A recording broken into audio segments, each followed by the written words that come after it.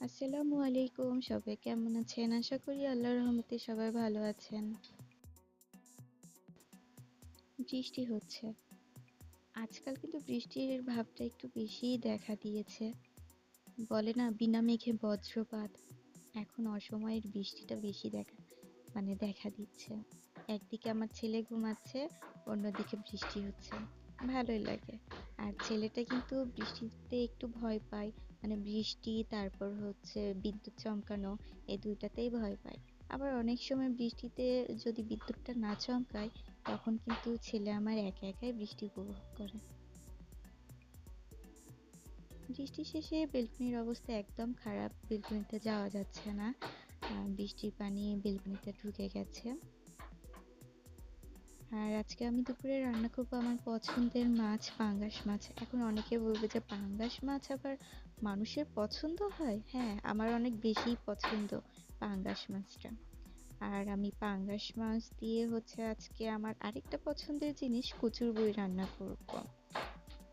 তো ভাতও তুলে দিয়েছি, ভাত প্রায় হওয়ার মধ্যেই।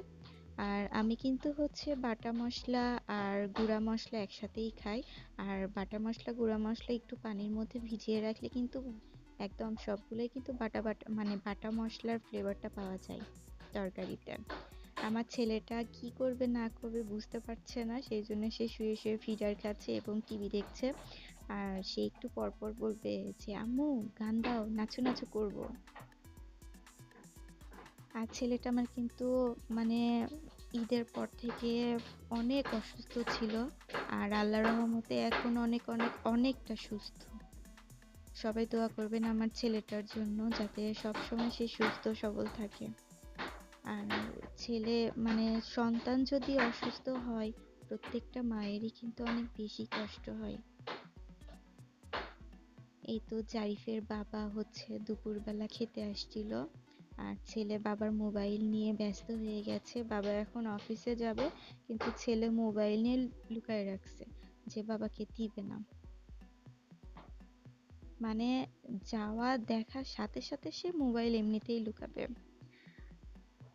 তো যাই হোক, সবাই ভালো থাকবেন, সুস্থ থাকবেন এবং আমাদের জন্য দোয়া করবেন। আমরাও আপনাদের জন্য দোয়া করি যাতে সবাই ভালো থাকুক, সুস্থ থাকুক। আল্লাহ হাফেজ।